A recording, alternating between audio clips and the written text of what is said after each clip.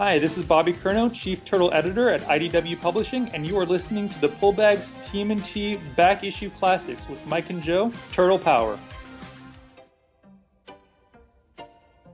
Welcome to the Pullbags Back Issue Classics. Join us as we talk about comics from yesteryear, from DC, Marvel, and more. So open your ears to hear our discussion of the older continuities, as the back issue classics are also what's in the Pullbag. Hello and welcome to the Pullbag. This is a giant-sized episode. Ladies and gentlemen, I know I've been kind of out of it the last month or so. We just posted episode 89 for last week, where Jeremy Fine and I talked about Avengers and X-Men Access issue number 1. I had a slight meltdown in that episode.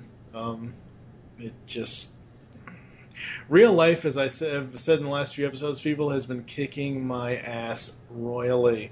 But we are here for a giant-sized episode 90 and 91. We're going to be talking about TMNT, IDW's TMNT issues 37 and 38. Along with me, I have Joe Reed. Hello, sir. Hello. How are you? I am doing well. That's good, that's good. So, a couple of bits of news, I guess. Well, apparently, ladies and gentlemen, I was asleep during San Diego Comic-Con this year because I completely missed the part about a certain voice actor coming back to do a different character in the 2012, Season 3 of the 2012 Turtles cartoon on Nickelodeon. The link will be in the show notes. It is an old-ass story, but I figured we'd talk about it now. Robbie Rist, who voiced Michelangelo in all 3 Turtles films, the original Turtle films, is going to be voicing Mondo Gecko in in the 2012 animated series, which is now in Season 3. So that's going to be interesting, because I went back and I'm actually watching right now the original episode where Mondo was introduced in the old series, and I have no idea who voices the character. I can't tell by listening to the voice whose voice it is. It's crazy. The other bit of news, I think we'll kind of get this out of the way here, is that Joe is comic famous now, aren't you? Hey, I feel immortalized. Yes. The feeling has worn off from initially realizing that I was in the letters column of 37, but it really feels like I've graffitied all over my favorite thing. I mean, in a good way, or like you can point at it from far away and say, I did that. And it's like, going to be there forever. I mean, there will be people collecting this comic 50 years from now who will be able to flip through it and see my letter in this letters column. Yep. Basically, just to, unless you want to read it yourself, but go to issue 37 of the IDW TMNT, ladies and gentlemen. Go to the back of the book and read Joe's letter.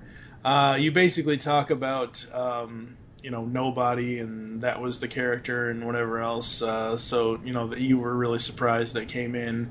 And I believe it's Bobby that does reply to the letters. And he says in reply to you, "Thanks, Joe. Glad you liked our version of Nobody.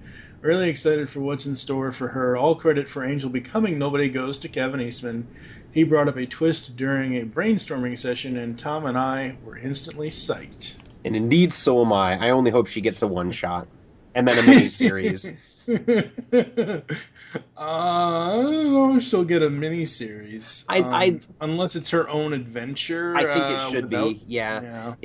She's one of Mirage's best characters that weren't the Turtles. And he was a he in the old Mirage series.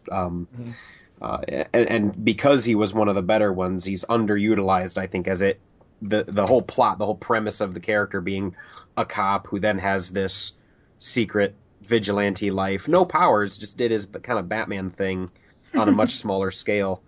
I mean, that sounds like it could be a self-sustaining story to me, at least for a while. And I think with Nobody and her the new nobody with Angel's ties to the gangland and being inside like that and being angry at it all. I think that's also something that could support a small story. Absolutely, absolutely. So, as I said, we're going to be talking about issues 37 and 38. Issue 37, it's been a long time coming. Oh, indeed. So, we are going to I'm actually going to put in here, before we take a quick break, I'm going to put in the first meeting of Shredder and Krang from the old animated series. We'll be back after this. This is Krang. Report to me at once. Great. Terrific. We're on the run, and that idiot wants to chit-chat. Well, what is it? Suck my old shred.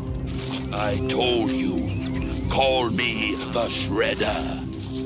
You wouldn't be shredding anything if it weren't for me. I have given you vast technical knowledge, but you have not fulfilled your half of the bargain. All right, ladies and gentlemen, we are back here inside the pull bag and issue 37. The cover is Shredder on the left, Krang on the right, and the Technodrome in the background. This is the meeting that was teased to us off air by Bobby Kurna when we did the interview. Gosh, it feels like forever ago. Yeah, it does, doesn't it? Which means that this artwork was done forever ago. Yeah, absolutely. Because back in the interview, he's like, "Have you not seen the solicits?" And I immediately put myself on mute in the interview, went looking for the solicits for this issue. I'm like, oh yeah. I've got no idea what solicits are. I go to the comic store and I get the issues. Occasionally I'll see something in Comic Shop News, the free magazine newspaper thing that they give out, but no, I don't see anything ever like that. So it's, if you don't want to be spoiled, sometimes it's best not to look at solicitations. But what solicitations basically are is, the comic companies put out solicitations for. It's basically really for the previews catalog. Mm-hmm. Is really for what it's for. It's for comic shops. I guess it gives them an idea about what they should order, and right, exactly. They can tell people you should order this issue, guys. And then sites around the internet will go through, sites like comicbookresources.com, newsarama.com. They will have a catalog of all of the solicitations from a specific company, whether it's IDW, whether it's Marvel, DC, Image, Dark Horse, whatever it is. And they'll go month to month, and it'll have those issues that are going to be releasing. So, like right now, we're into November and December solicits, so I'm thinking maybe by the end of the show, we could talk about what's coming up in issue 39 and 40, if I can find it before the end of the show. I don't even know what's coming up. Well, that's the point. I will find it. So anyway, issue 37, the main cover is Shredder and Krang Technodrome. I love this cover because this is the first we've ever really seen the outside of the Technodrome. I mean, we've seen kind of what the inside looks like a little bit, but not much. Now, the retailer incentive cover, Technodrome in the middle, but it has those forks on the front and sides. It's looking a little more like the animated old school Technodrome, minus the eye. I really think that the eye going on top is going to be the candle on top of the icing on top of the cake. That moment we'll know that, oh no, things have gone bad when the eye appears. But that one looks just like the old school Technodrome. Krang's on the top of that, and Shredder with foot soldiers behind him's on the bottom half of it. Mm-hmm. But I like that. So far the Technodrome's really kind of been like Return of the Jedi, incomplete, hinted at in the background. It's still under construction. Yeah. All I can think of is a stupid argument between Dante and Randall and Clerks about the... It was still full of contractors. That was mass murder. I know. They weren't conscripts in the Imperial Army. They were drywallers. That's all I can think about now is friggin' Clerks. So the story so far, Orokosaki betrayed an Utram known as the Iron Demon and stole his healing ooze. Now, in the present, Shredder and Krang meet again.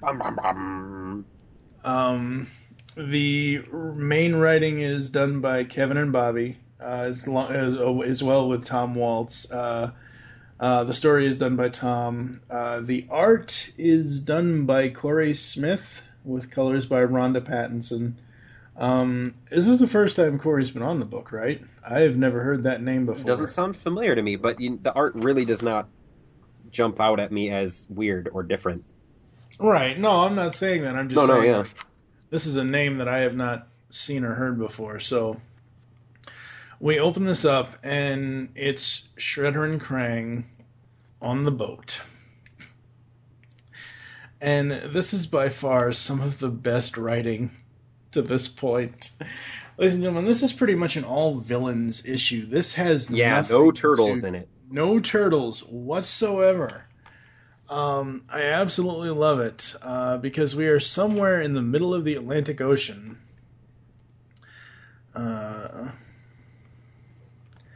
And it's really interesting seeing these 6 men. You get Krang and Shredder, and then each of them have 2 soldiers behind them. Love the art. I would say this panel, the panel at the bottom left where Krang says, "Some more than others, even when 300 years separates us from our last meeting," a term I use loosely, by the way. This version of Krang looks more animated series style than he has before. I like it. I think it's pretty cool. Mm-hmm. This issue, I think, is what a lot of us have been waiting for. I'm not the biggest fan of the old animated series. The first 5 issues are spectacularly animated and look great. And of course, the voice actors, the whole cast is great. But the stories were just, as the seasons went on, too silly for me to really kind of get into. Loved it as a kid, can't come back to it as an adult. But we've always, for this whole series, been waiting for Shredder and Krang to team up. And this is them coming together. What the IDW verse did different than other things is they've met before, and it was not on good terms. They set this up to be a very tense meeting. And indeed, as the dialogue goes through here, it's very, very tense. Krang's he already knows what the outcome of this meeting is going to be, but he's still, for entertainment's sake, asking Shredder to plead his case. Exactly. And this doesn't go as we would often think it would. Because, yes, Krang knows the ultimate outcome of this meeting. Already knows, yeah.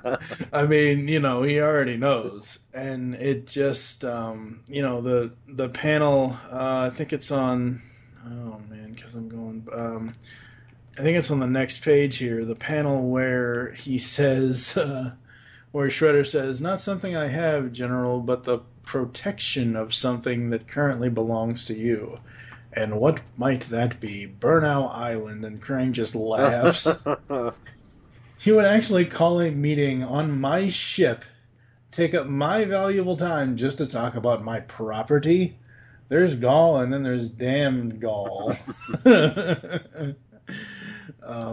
I love the interactions between these two. I really, really do. And for me, at this point in the story, they're from 2 very different worlds. Shredder came from 15th century Japan and is still kind of living that lifestyle in contemporary New York. Krang comes from the sci-fi thing where he's worked his way up through this alien army and he's had a war with the neutrinos. And he's engineering this ooze to save his species. And so when they come together like this, you really see the clash of, we don't know, how did they work in the animated series? How did they ever get along, fit together, work together? And I think this meeting here is much more indicative of how those 2 personalities would actually ever meet, in this. So I was eating this up. Oh, absolutely. because sometimes, not all the time, but sometimes, because I get my comics digitally through Comixology.com, sometimes they have the issues release at midnight Eastern Standard Time. So it's like, like sometime around 1 or 2 a.m., I'll be, getting ready to go to bed, and I'll check it and I'll be like, oh, hey, the new issue. I remember when this when this got released. I'm like, I took a picture of the cover, put it on Facebook, and I'm like, just read it, mini review, no spoilers. It was awesome. And then I tagged you, and I'm like, oh god, like I could not stop smiling this entire time. It's so good. So we then go to Alopex, and she meets up with Kitsune, which is Okami. Kitsune. No, it's Kitsune. Okami was the video game where you're a fox, and it was all cel shaded. When I look at her fox form, it just reminds me of that. So they meet up, and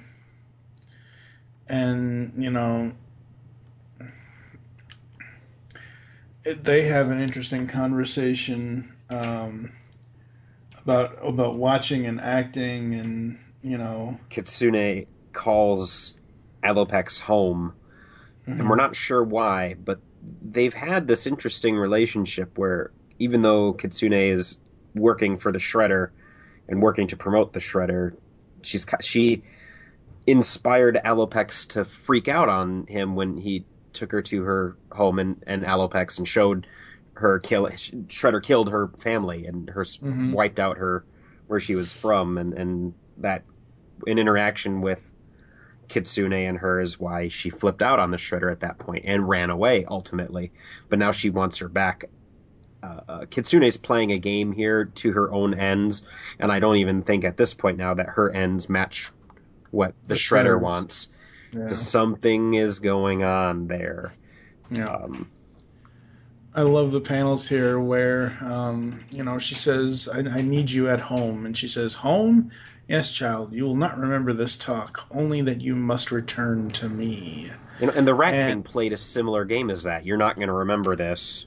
Yep. But oh god, Bobby, Tom, Kevin, if any of you guys are listening to this, please tell us that the Rat King and Kitsune are going to be in an issue together, because that would just be... I don't know. That would probably break my brain to see them together in an issue. That would be awesome. I'm sure we will at some point. They're going to have a throwdown. Yeah. So Alopex doesn't remember it. She says, huh, as Bugs Bunny hops away. And we go back to Kitsune. We see her. We then go back to the ship. And surprise, surprise, it's an ambush. And the giant fight starts. We see the revelations of Karai taking the mutagen. Oh, this is the flashback. They're still discussing it. You need me to protect you. Krang says, protect me from what? You're the one who broke in here, stole my ooze, killed half my Utroms, and stole all this information and made your own mutants. And their negotiations begin to degrade at this point. Now pay close attention, Krang says. There will be no alliance, no partnership, no forgiveness. They're never getting back together at this point. For past sins, there will only be new Utromanon, and I will own its throne. As for you and your little human uprising, you can forget that too, Shredder, because there will be no humans either. I plan to kill them all. Starting with him, because I didn't know forgot that panel was coming. That's exquisitely illustrated, too. It's very well done. Now, to be fair... That was a major spoiler. No, hey, this issue's, a month or so old, so, to be fair,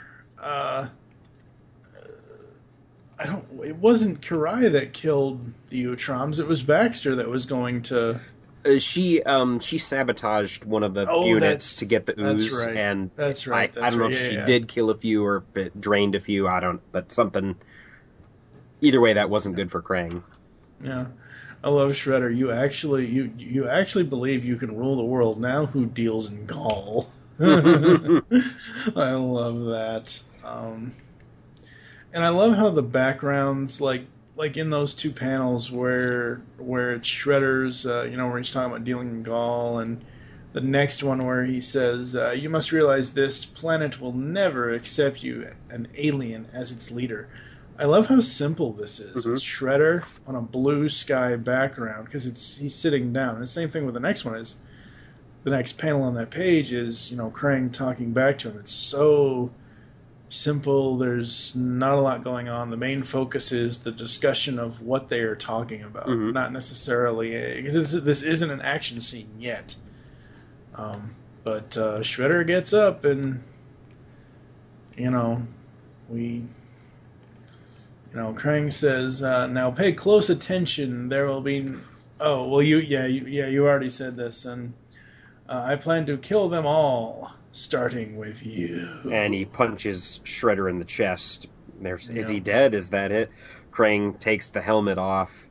Says, I think I'm going to make my new armor out of this dude's body. And as he takes the helmet off, realizes there's a bomb. There's been ninja trickery, and that's when all heck breaks loose because. Oh, what's the line from the movie? Negotiations turned hostile, aggressive negotiations. I can't remember what movies that's from. Oh gosh, it's gonna bother me. I don't remember. What I don't understand about this is how in the hell did Shredder do this? Because we've seen him. I mean, even in the panel where where Krang basically puts his fist through his chest, we see his face, we see the mask, we see even on the panel before the panel before that where he says, I plan to kill them all. We see, the Shredder's face, we see his eyes. It's like, how did Shredder do this? Well, he was never in that armor. He was one of the bodyguards. So this was just some schmo. Yep. Okay. In the helmet there's a microphone or a speaker off to the side. And so Orokosaki was talking, but it was coming out of that speaker, not the dude's mouth. Right. Okay. So we get this giant fight. The ship is going to go down. Krang says, "Attack them, kill them all." And, Saki comes out fighting. And then Koya and Shark Boy show up. Bludgeon, yeah. Bludgeon. Missed an opportunity to call that Armagon. Yeah. From the Archie series. Yeah, I don't know why they're calling the shark Bludgeon. Considering where I know that name from is Transformers. But he looks awesome. He looks really, really cool. He's wearing his shark tooth necklace. Krang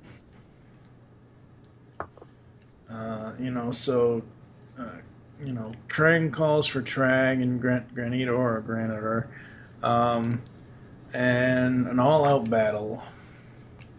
What are you laughing at? Just them fighting. Come then, General. It appears we have business yet. You're dead, Saki. Yes, well, it would not be the first time. Clang as they go at each other. Yep. Oh, man. That panel is so awesome. And all I can think of is the very first episode when Raph fights the foot soldiers. Clang? Did you say Clang? Dude's nuts. They're robots. Robots, let's rock. Oh, God, I love that line.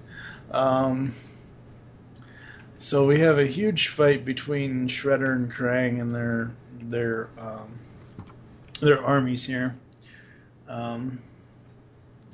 He says, "Then you have the audacity to attack me on my own ship. Never again." And Krang basically pulls an Itchy. because this shot here with all the bullets coming out reminds me of the Simpsons movie when Itchy accidentally launches like 1,000,000 missiles to the moon, and they all go in Scratchy's mouth and they can blow up. That's what it kind of reminds me of here. A little bit. So they... And this is interesting, though, because you have Shredder, who is using, swords and other ninja-based weapons, and Krang is using guns. I mean, this is the third movie all over again. Meanwhile, the shark and the bird are attacking the men, and we find out that the ship is sinking.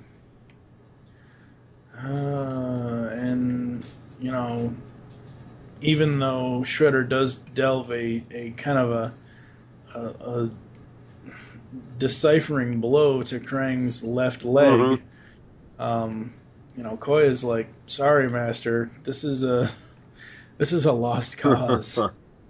This battle is through." And the ship, and I love this. Again, this reminds me so much of Star Trek and Star Wars and all that stuff. Sir, we've got to go. The ship is history. Burnout Command, this is Grenadier. Engage emergency teleportation. Over. For the entire ship? No Burnout for 3. Only 3. And as he's teleporting, Shredder, damn you! Those two are never going to team up. Nope. And it's going to be even more evident in the next issue. Even though it doesn't focus on them specifically, it focuses on, how the turtles need to handle stuff. So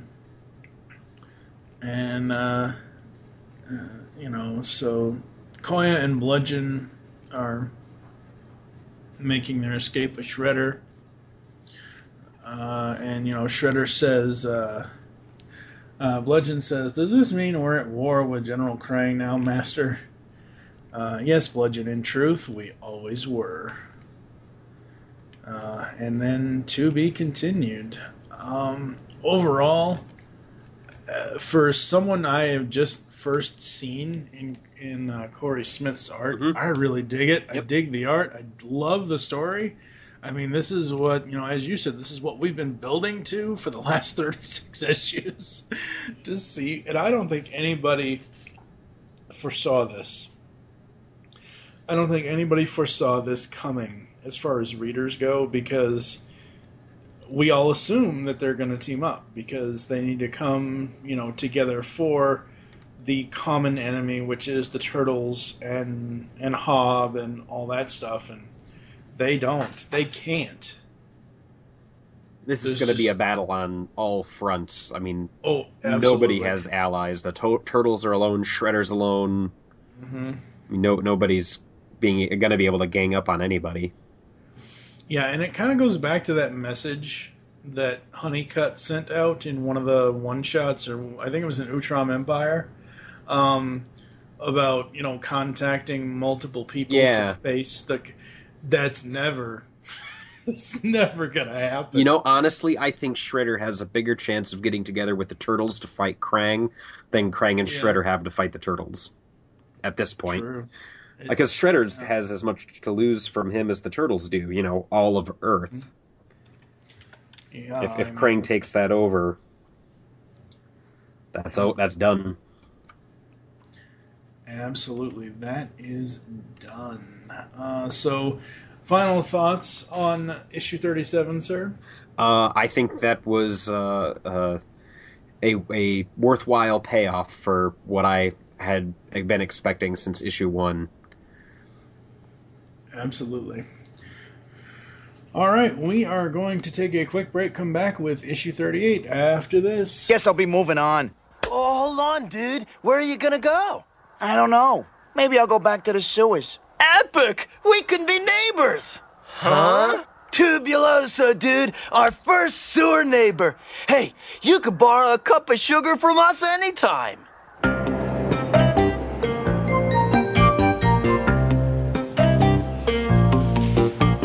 chosen a very nice lair, Gecko. Thanks, Master Splinter. And thank you for the furniture. And it turns out that Gecko and I have been having the same dream for years. You've been dreaming about each other? How romantic. I hated doing bad stuff because deep down, it wasn't me. I guess that's why I kept saving your shell. Bodacious, dude. What have you learned from all this, my pupils? That we were wrong to make fun of Michelangelo's dream. Precisely. Hey, thanks to you guys, I'm through with crime forever. And if you ever need me, just yell. You dudes can finish arranging the furniture. Me and Gecko are gonna do some righteous sewer skateboarding. All right! Cowabunga! All right, ladies and gentlemen, Teenage Mutant Ninja Turtles issue number 38. The main cover is Old Hob with a canister of mutagen, and it is glowing. Now, I know in the comics it was called TCRI, but I come from Turtles 2, and I really wish this had said something on it like TGRI or something. You know, I think it was really cool if the canister had said something on this cover. But other than that, I love the first cover. Yeah, that kind of makes me realize the ooze is all Krang's in this, and there's not the corporation. In the original comic, it was Techno Cosmic Research Industries, because the aliens were on Earth doing research, trying to help the human race kind of from the inside and do research for their own people and recon. But when they made it for the second movie, when they got rid of the space connection to the ooze and people weren't Utroms, it was Techno Global Research Industries, so TGRI. But yeah, it wouldn't have any initials on it because it's Krang's secret stuff now. I'd kind of I miss initials on my canister. It should just say mine now or something. The cover B, which is done by Eastman, is nobody basically facing all these criminals. It's interesting. I like it. It's pretty cool. It's probably one of the only, no offense to Mr. Eastman, but I'm not generally a fan of his covers. It really depends on what it is. But I do really like the nobody cover here. So this one, obviously Kevin, Bobby, and Tom on the writing, and Santaluco is back on the art with Rhonda on colors, and Sean Lee is on the letters. The story so far: the Turtles have returned to NYC, but they struggle to determine with who the bigger threat is, Shredder or Krang. Meanwhile, Old Hob has convinced ex-StockGen scientist Lindsay Baker to help him create more mutants. I wouldn't so much say he convinced her. It's more like he kidnapped her and told her, you better do this or else. So this one opens up with the Turtles going to church. Oh, I'm sorry. Going under the church. I still love this. I really, really dig this new layer. I wish that it was kind of more in the line of the new layer from the second movie, because regardless of what anybody says about that second movie, that layer, the subway layer, was awesome. My favorite. Simply awesome. So we get the Turtles and Splinter going back down, talking about their training session that they had, which is interesting. And Mikey brings up the fact of when Splinter basically scared the hell out of all of them back in issue 21. So I really dig that. And Splinter says, well, all joking aside, my son, it was only meant to prepare you for any surprises we might face in the future. Gah! Hey, guys. It's Slash.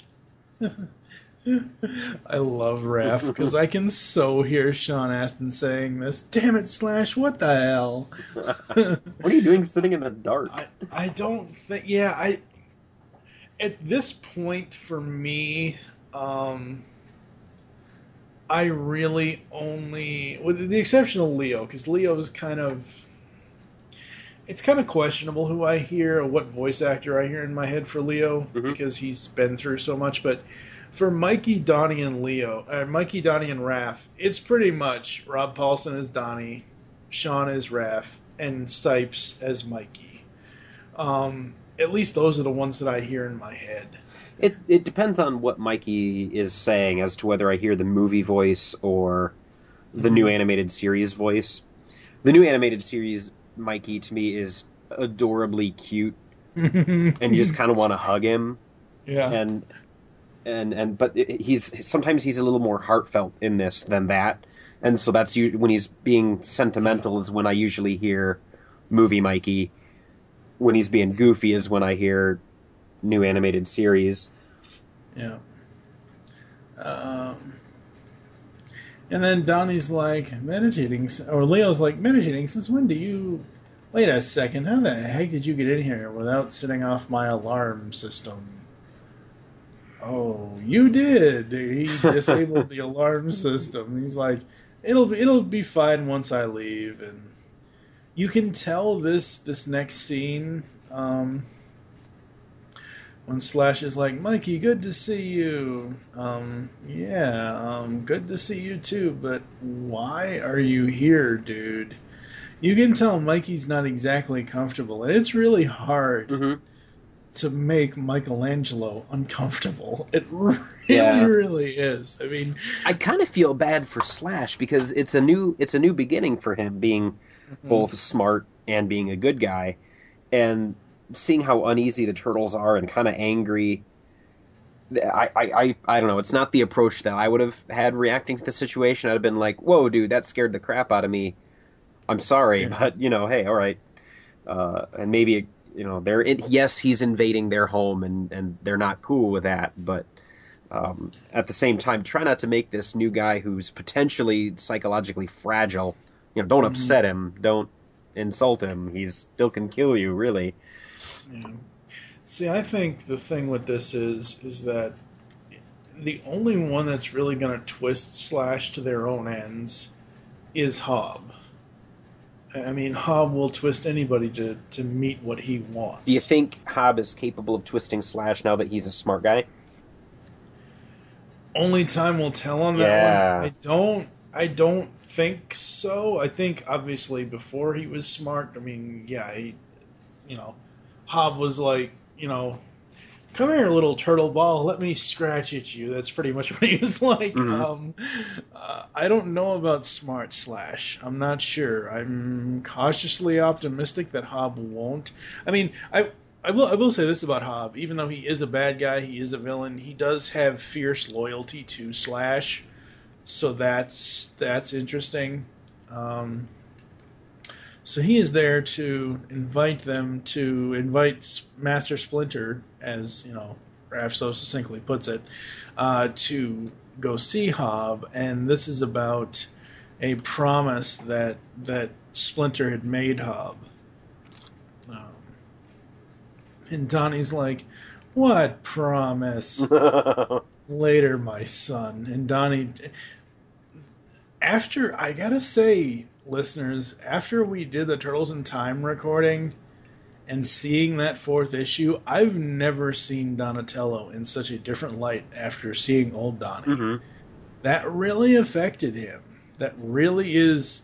I think now that Paul Allor told that story, I think now Waltz and Eastman and Kernow are going to build on that and really show how doubtful Donnie is. And he even points out, we'll get to this here in a little bit, but he even points out about the whole superhero thing, and we're not crime fighters, and, everything else, which is interesting, that they're not just making Donnie just, hey, this is just, the genius character.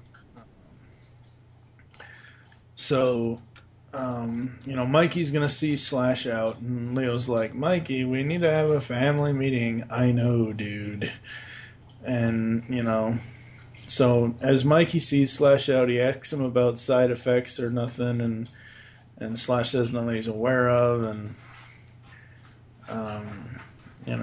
and Slash is really creepy as he basically dives away. That's a creepy looking image of Slash. I think his irises are too small there to usually dilated. I think that's what they are. Dilated pupils like that mean something. And I'm not sure if we're supposed to infer anything from that. So because of the confusion, it reads as creepy. Is he offended at what Mikey said by saying, "I'm glad I'm on the side of the heroes. I hope you're right, bro." Mm-hmm. I mean, but then I think it'll be all right, and I think I might be reading into that picture. So I'm gonna not read into it. So we get to Nobody, and she is kicking ass, and so he doesn't yell at me. Kirby fan is saying, "I've never seen, I've never met people who liked fighting so much. Between you and those blasted turtles, I don't know who's worse." And I don't know if these are purple dragons or who these guys are, if they're just standard criminals or what's going on here as far as who the hell she's kicking ass on, but she's basically thwomping them all. And she has some nice banter back and forth with Harold, and then all of a sudden, one of the guys comes out with a gun. Harold's like, "Behind you," and I love the little small panel where he says, "You're dead. You're so dead," and it's a reflection of him in her helmet. Oh, God. So good. So good. So it's interesting to see her kicking ass, and I assume when she says, "I'm good, but who the hell was that? Did the cameras catch anything?" The next panel, I assume that's well, it wouldn't be Kitsune. No, I don't that's think, but I think what happened there was she was nobody was caught unaware, and Alopex is the one who knocks the gun away, knocks the guy out, and then is gone. And that's why she's saying, "What was that?" Okay, I think that's what happened. You're right. There. Yeah, that's what happens because, we see the panel with the gun in her helmet reflection, and then we see the swoosh. Even though she is turned, nobody is turned like she's gonna elbow him. Mm-hmm. It's the swoosh in between her and him that actually knocks the thing. Yeah, you're right. So Alopex basically saved her ass. Wow. So we get to the family meeting, and Donnie is more concerned about the greater good than the Shredder, than the vendetta. Because, technically, the whole Splinter Shredder thing is a multi-generational vendetta between the two of them. They've always hated each other because, obviously, of actions that Shredder took back then. But I really do think Donnie's right. Shredder is a common criminal in the grand scheme of things when Krang wants to terraform the entire Earth into Dimension X. Mm-hmm. The bigger picture is more important at this point, and Donnie just, even Donnie, he basically face palms it. I can't believe they worked in a face palm. That's so awesome.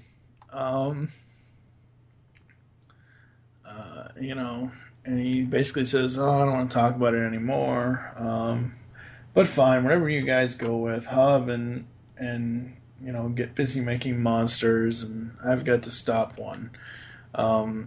Again, I know you say, that Donnie is just the typical genius character.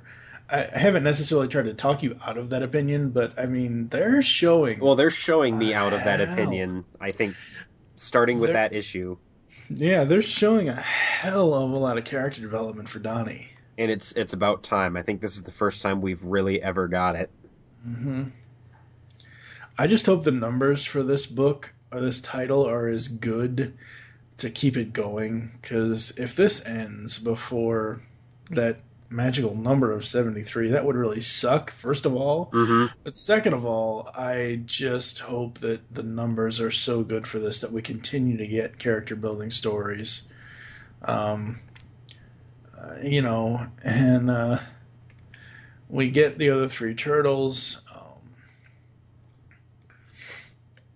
And this is where Mikey points out about, that he's just saying, we're not be crime fighters, but I gotta believe we're good guys at least, and shouldn't the good guys be more worried about saving the whole world instead of just themselves? Again, Mikey is showing real depth, which is so nice. Refreshing. Absolutely. Any thoughts on the family meeting? We're watching them divide. We're watching them come apart. And there's something that happened in the animated series. I haven't seen it. I hear that the end of season 2 is incredible, that they paid homage to my favorite issue from the Mirage run. So I need to go track that down and see the end of season 2, where the turtles are totally whomped, and then season 3 starts and they're in Northampton, or what is an approximation of the Northampton run, where the turtles are rebuilding and healing again. I think very soon in this book we're going to come to a point where there's a break and we're going to have them heal again and come together as a family, because that is the ultimate theme of the book. And we're watching the house divided here. Mikey and Don are kind of, I think, going to go off on their own and stop the Technodrome, and Leo and Raph are going to stay with Shredder. Yeah. I will tell you that you can probably go to nick.com/turtles and see the full episodes for free. Okay. For season 2 finale and season 3's at least the first episode. We're 2 episodes so far into season 3. And that first episode of season 3, oh my god, so many homages. So many, and it is so awesome. Just so awesome. So we get to April coming back to the second time around shop. And, Mom and Dad are still there with Casey. She hugs Dad and everything else, and she says, Daddy, I'm so happy to see you better. You don't even know, and I'm excited to catch up. But I need to talk to my boyfriend for a sec, okay? Sure, sweetie. And whack! Ow! April O'Neil, what in the world? This moment right here is what... seeing that kind of made my skin crawl, as being a teacher in the inner city, with inner city kids, and kind of growing up in a lower income kind of area like I did. Domestic violence really kind of hits home more than it does with most people. And when I look at that panel and April's angry eyes, the mom freaking out going, what is my daughter doing? And then Casey taking that when he's already got a black eye from some other fight involving his dad. I look at this and see that cycle of violence starting, and Casey's at the center of it. He's in an abusive relationship with his father, something no human being should ever have to put up with. And then now his relationship with April just turned physical. I mean, it's not, she's not beating him senseless. She's not leaving marks, but that's how it starts. And this is a side of April that I'm very concerned about. I can't tell if they drew that panel and wrote this part of the story without being aware of what that might mean, or if they're signaling something that we're going to see Casey go through, in which case it breaks my heart to see Casey in that type of relationship. It's not what I want them to do with April. I don't want them to turn her into a casual abuser of her boyfriend. Even though the roles are essentially reversed, conventionally we see men beating women. This happens. The reverse happens, and it just rings too serious to be done with such cavalier disregard. So part of me wants them to turn that into something. Part of me wants to talk to them and then like they apologize for the giant misunderstanding if that's not what they intended to do. So that's what I want to write the letter about. Yeah, I think this is. Yeah, you're right. I completely agree with you about the whole, domestic violence thing. But I think this is basically. Maybe she could have just smacked him in the back of the head. Yeah. Have you ever seen NCIS with Mark Harmon and on CBS? Yeah. And he walks by and does the. He walks by and smacks the nozo up against it. Yeah. I think that's what they're going for. I think here. You're right, because this is after he checked out and didn't call, didn't answer, didn't come back. So she's, and that's what I think. The way, and I agree with you. I think that's what they were trying to do, and they just maybe did it a little insensitively. Right. The way that it's shown in this panel, in this image, is that it is her fist connecting with his shoulder. Uh-huh. And if they had done it any other way, it might have been less insensitive. Yep. But because she, I don't know if they could have... Because the whole point here is she eventually kneels down to him and says, hey, it means if you don't change what you're doing, I could lose you forever. And I couldn't take that, Casey Jones. It means I have your back too if you'll just let me. And he says, I know you do, April. Really, I do. So they have this really touching moment. I think if it was paneled a little bit better, with her coming down to, and I understand this is a very serious moment. It's a very serious thing in their relationship, and her telling him, "Hey, look, I'm here to help, but you have to let me help you. I can't help you if you don't want my help." I think if she had sat on the couch and just talked to him, and then smacked him upside the head at some point, reaching behind the back and smacking him, it wouldn't have come across as emotionally charged as this is. Yeah, I mean, in that panel and in the top of the next page in that panel, she's bigger than him and he's shrinking away. She's bigger than him in the panel to the right of the strike, and it's not until later that she shrinks down. And then after she shrinks down, I mean, Casey's face just makes me want to take him away from that situation and say, all right, dude, we got to find a different relationship. But I don't think that's what they intended, and that's kind of what I'm hurting in my head about, I guess, with this part. Yeah. And then you have, the last panel before we change over to the finale here.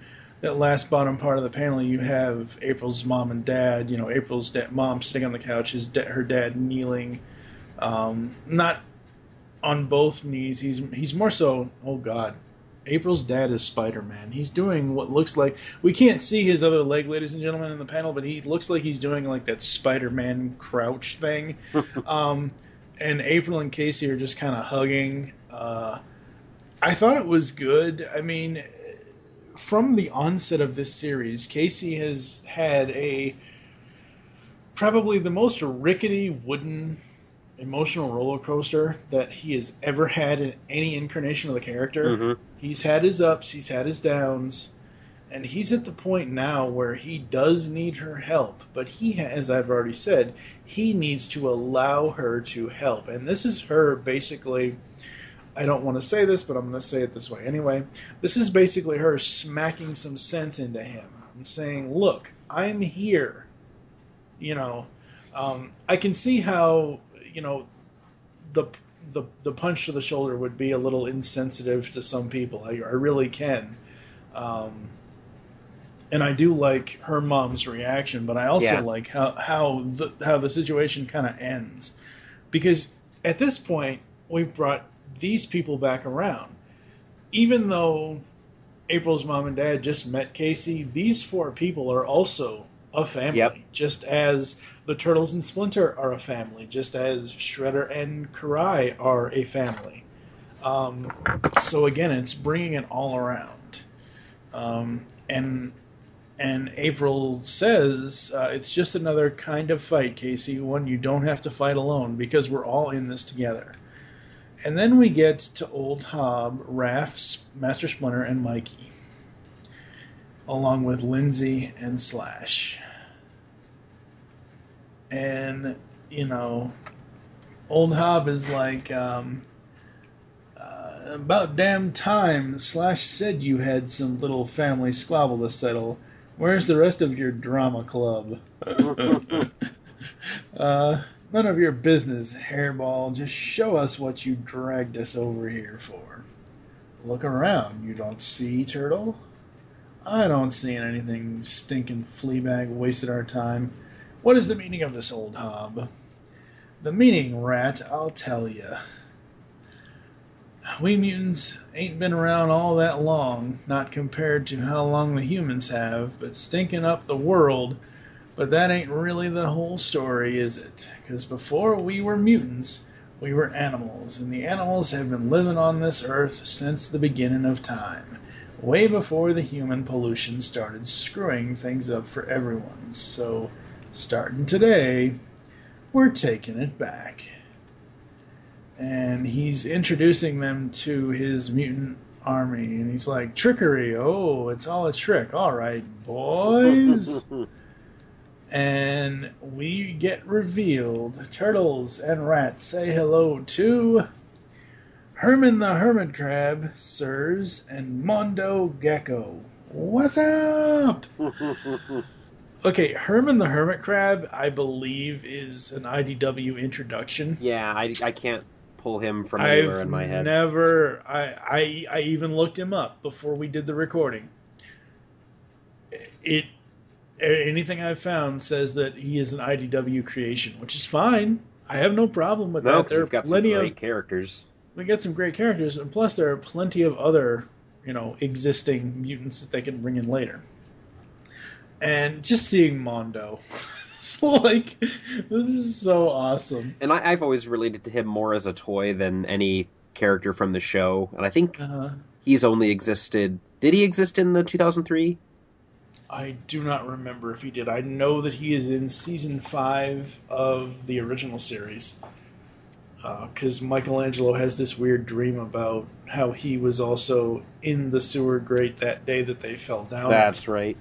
But Splinter goes on to say, fascinating, sir, thank you, sir. And we can clearly tell that Herman is... I don't want to say he's a private pile, but he very much reminds me of Leonard Lawrence from Full Metal Jacket. Oh, it's been too long since I've seen it. It was Vincent D'Onofrio. Okay. As Leonard Lawrence, who is the washout of the unit. So Mikey's like, "Oh, dude, sweet board, custom job, bro, pretty sick, huh?" And then Lindsay goes on to talk some experimental stuff, and this is kind of where I think that the thing with Hob and Slash is going to come into play. And because Hob says, "You're wasting your time with all that egghead talk, Lindsay. The smart one ain't here, so nobody knows what the hell you're blabbering about." I understood her, Hob. Yeah, Sep Slash, So he kind of plays it off, but that's the thing that I think Hob is going to have to look. That's the thing Hob's going to have to watch out for, is when he's talking about intelligent stuff around Slash, because if he sits there and constantly puts Slash down, regardless of how loyal they are to each other, it's not going to be a good thing for Hob if Slash goes nuts. And Raph says, "Great, a walking, talking trash can crab and a skateboarding stoner lizard. What do you run out of pigeons, Hob?" And Leo shows up, and Herman's like, "Uh-oh." He's like, we've got an unidentified tango inside the wire, Mondo. I love how these guys talk to each other. And Mondo looks so bizarro on his skateboard. It's so awesome. And oh my god, that skateboard is rocket powered. I didn't notice that when he showed it to Mikey earlier. No, that's a gun. Is it really? It's a gun? Yeah, because he cocks it when he points it at Leo. Oh, yeah. So Mondo, oh yeah, you're right. Damn, I thought it was a rocket powered skateboard. Shit. So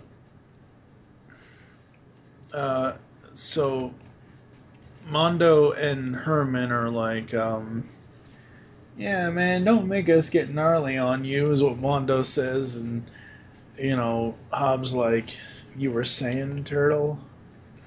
And Leo's just like, what? Guys, what the hell? And Hobbs like, it's alright, he's one of us. And they all back down.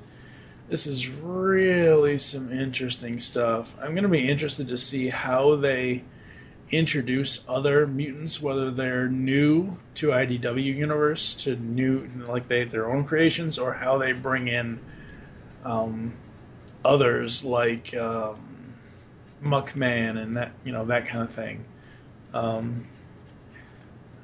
So we get to the final panel kind of thing before it sets up the end, and Raph's like, where is that bird brain anyways? Pete, I sent him to retrieve more specimens. So I wonder how many mutants Hobb is going to need to do what he needs to do to get done. Like, I don't know what his goals are. Does he want to wipe out all of humanity, or just carve out a small niche for him and his mutant friends? But when this panel comes up and Pigeon Pete is talking, I didn't know who he was talking to yet. I didn't put the obvious things together, but well, I put it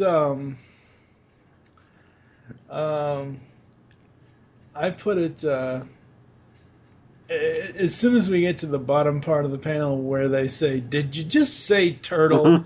I knew immediately. I knew. No kidding. Oh yeah, a great big one.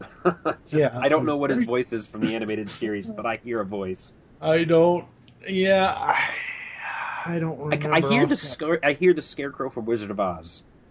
Yeah, yeah. So he says, so you guys want to join? Yeah, what the heck? Where do we sign up? And it's Bebop and Rocksteady. This is not good. This is not good at all.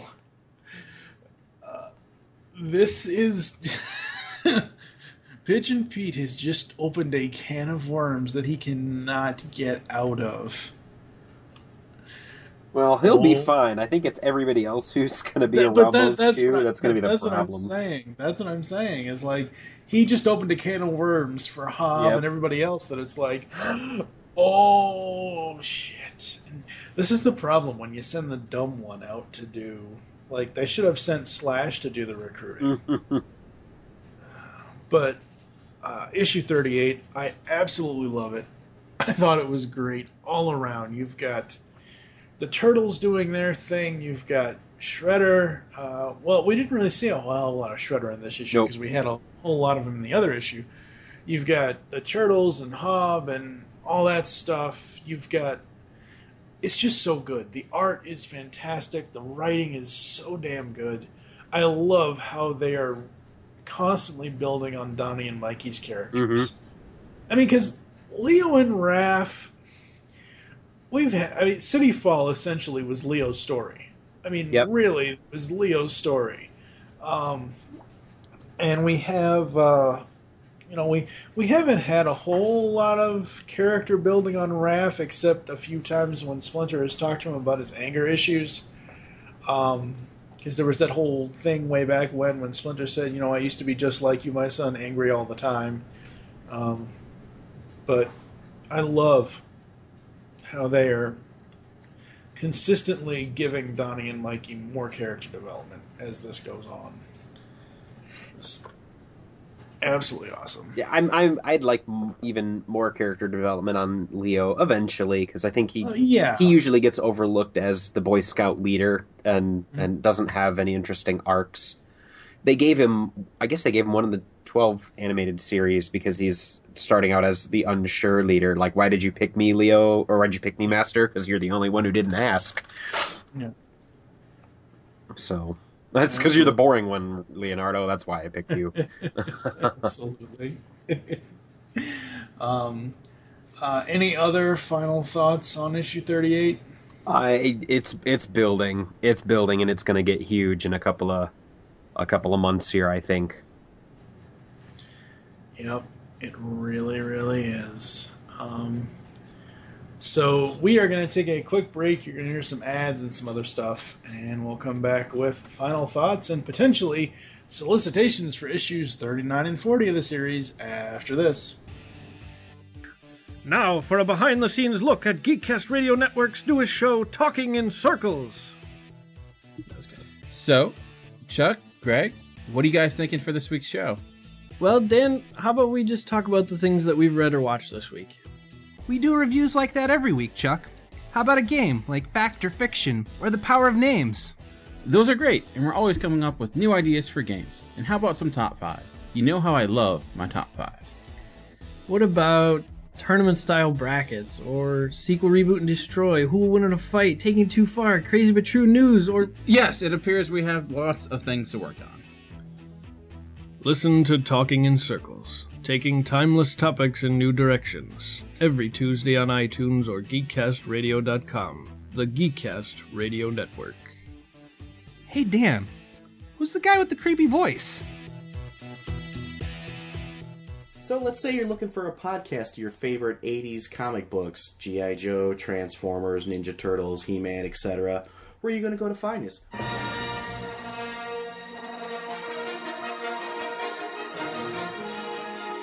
Welcome to Star Joe's Podcast. I'm your host, Ryan. And I'm Chuck. That's right, everybody. We're the Star Joes. We host a podcast called Star Joe's Podcast, where we talk about your favorite comic books, your favorite toys of all the 80s properties. Star Wars, G.I. Joe, Transformers, Mask, Thundercats, Voltron, you name it, we cover it. If it's in the 80s, we'll cover it at some point. Yes, so what you want to do to find us, you can go to iTunes, you can go to www.starjoes.com. And remember, the Force will be with you. Because knowing us is half the battle.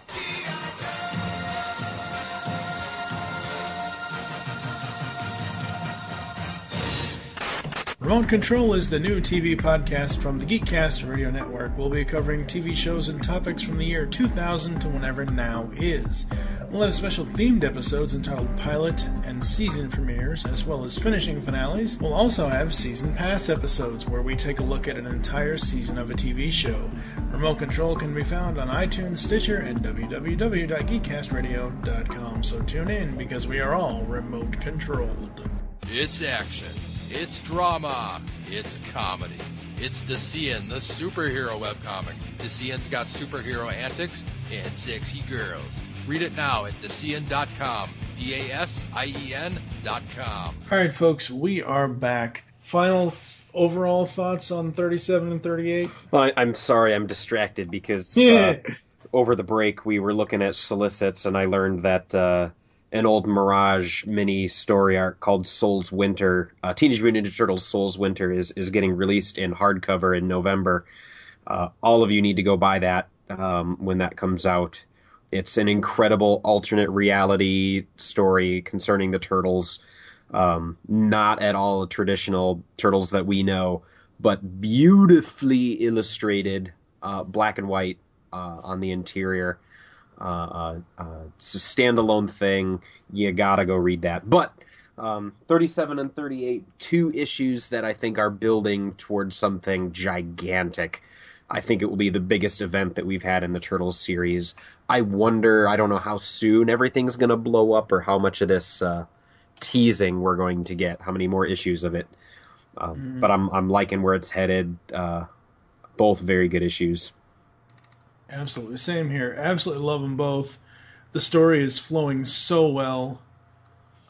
They just cannot do anything wrong with this ongoing whatsoever. Now, I'm not sure if we're going to cover what's coming up for TMNT in the IDW universe, because we're going to get a TMNT IDW Ghostbusters crossover. It's a 4-issue miniseries. It is written by Eric Burnham, Tom Waltz. The art is done by Dan Schoening. He does a good... That artist is incredible. He's been on the Ghostbusters since the very beginning, minus an issue or two in there. Beautiful characterizations of Bill Murray and the rest of the Ghostbusters. I think they're brilliant. Forgot the word for it. Caricatures of those characters. The series has been great. The ongoing Ghostbusters series, but I'm not convinced of this crossover's quality. Generally, these crossovers don't necessarily tie in, and they're kind of silly. The X-Files one was meh, lone gunmen doing their thing, but and the Turtles showed up, and Scully and Mulder had the Turtles on the phone. So I don't, it's like, whatever, guys. Yeah. Okay. I'm glad that they can I want the Ninja Turtles Transformers crossover. They own the license. Let's do it, right? That the Turtle Van can turn into Optimus Prime. It'll be great. No, it won't. No. No. Never happen. And that's kind of what I'm thinking with the Ghostbusters. I'll read the first issue, and it's by a bunch of people that I like. It's going to be done with love. We're going to get to see how these characters would interact, but it's not going to mean anything. Yeah, I'm not so sure. And this, actually, the first issue of this comes out later this month on the 22nd of October. So there is that. But what we are going to be talking about right now, just to get the solicitation out of the way for Turtles Ghostbusters #1. When a new invention goes haywire, the Turtles are sent to a whole new type of New York City. One with a whole lot more ghosts and Ghostbusters. The two teams will have to learn to get along quickly because a new foe from the Turtles' past has followed them and aims to conquer NYC. Okay, now I know solicits are supposed to get us excited and whatever else, but I'm probably going to get this first issue just to see who this foe is. Mm-hmm. So... but we are also here to talk about Teenage Mutant Ninja Turtles issue number 39, which actually comes out the day that you're hearing this. Solicitation is done Waltz, Eastman, Santaluco on art, Santaluco and Eastman on colors. Says the ranks of Hobbs' gang are growing and two other mutants want in, Bebop and Rocksteady. Will they imperil the Turtles' wary alliance with Hobb? And just what the heck are Don and Harold building? Read on to find out. So that's coming this week, actually today, October 15th, 2014. Coming up in November for issue number 40, it's Waltz and Eastman on writing. It's Santaluco on art. Also Santaluco and Eastman on colors. Mutants new and old make for a combustible mix. The Turtles are stuck in the middle of an unfolding brawl that could affect mutant kind forever. Will Hobbs' army be destroyed before it ever begins? Alopex, Nobody, Pigeon Pete, who will be the victor? Dun dun dun. Mm-hmm. And the cover for this, oh my! I'll have to send you this. Yeah, I can't find. I scrolled down. I can't find it. No, Well, it's not on the link I sent you. Okay. I will send you the here you go. There's the link to the cover. The cover to this looks amazing. Absolutely awesome. That's the retail incentive cover, though. That's the thing. Oh, I'll find that cover because that is beautiful. That's the retail incentive cover. Oh my god, that's the best cover they've ever had. Yup. And coming up in December, we've got issue 41. So this closes out our year for 2014. Waltz, Eastman on writing. I'm sure Bobby also has a credit on there. It's just not listed here in the solicits. Corey Smith is back on art with Smith and Eastman on colors. Attack on Technodrome begins. Warning, spoilers, people. Time is short as Krang accelerates his plan to terraform the Earth. which will kill all who live on it. A surprise alliance results in a daring plan, and the stakes have never been higher. Dun, dun, dun. The retail incentive cover for this one isn't that interesting. It's basically the Turtles and Casey in a like jumping across the rooftop kind of pose.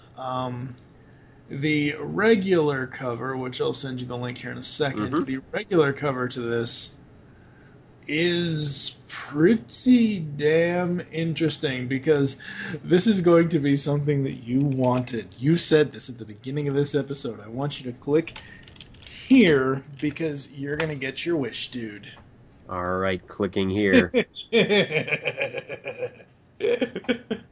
Yes! Oh, there it is! Oh, there it my is. God. The completed Technodrome. And when we say completed, I'm not just talking in air quotes, ladies and gentlemen, even though you can't see me, I'm doing air quotes. But yes, the completed Technodrome happens in issue 41 of IDW's Teenage Mutant Ninja Turtles. And oh my God, this cover is amazing. I've got tears in my eyes. When I was growing up from like 10, 11 to like 15, I would draw the Technodrome endlessly. It was inspired by the video game and that battle where you're fighting it kind of on the horizontal plane. And I would draw those claws shooting lightning, and I would draw that eyeball, and I have like just this kind of weird sentimental attachment to what the Technodrome is.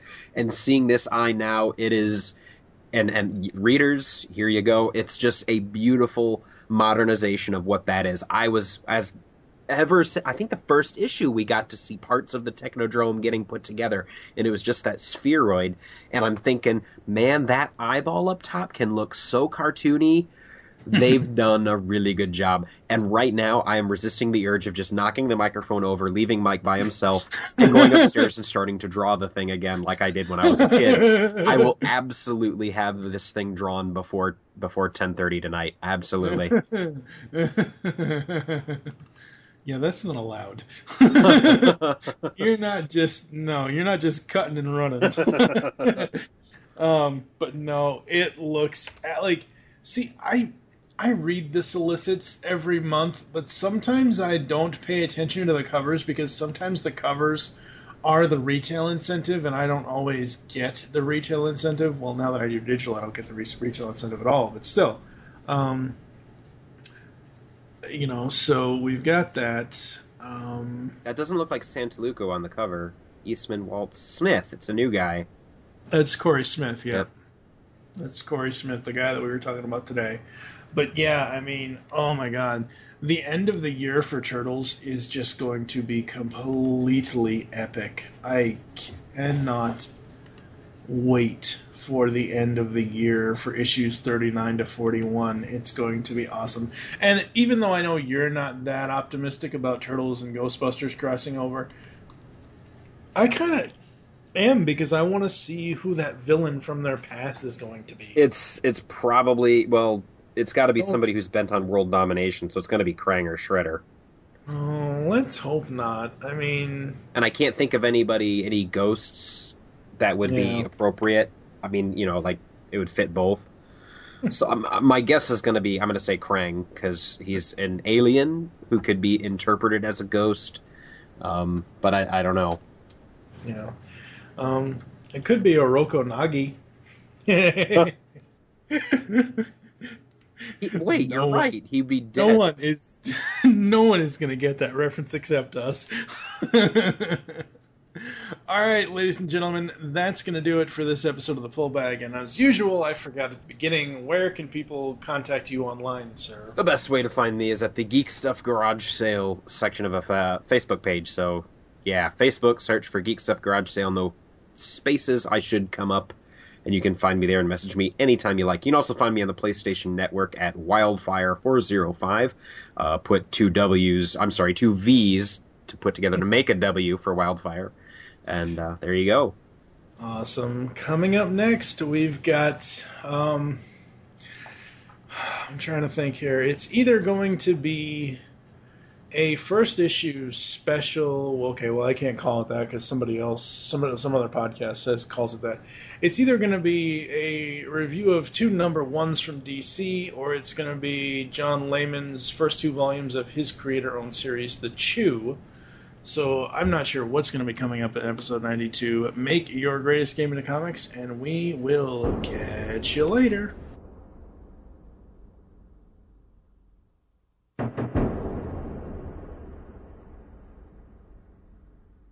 You've just heard the latest episode of The Pull Bag, the GCRN's comic review and discussion podcast. There are several ways to get in touch with us and leave feedback for the show. You can visit the website, geekcastradio.com, where you can comment on the episode and all of our different podcasts. You can rate our show on iTunes. Be sure to leave us feedback. Call the voicemail line, 502-526-5821.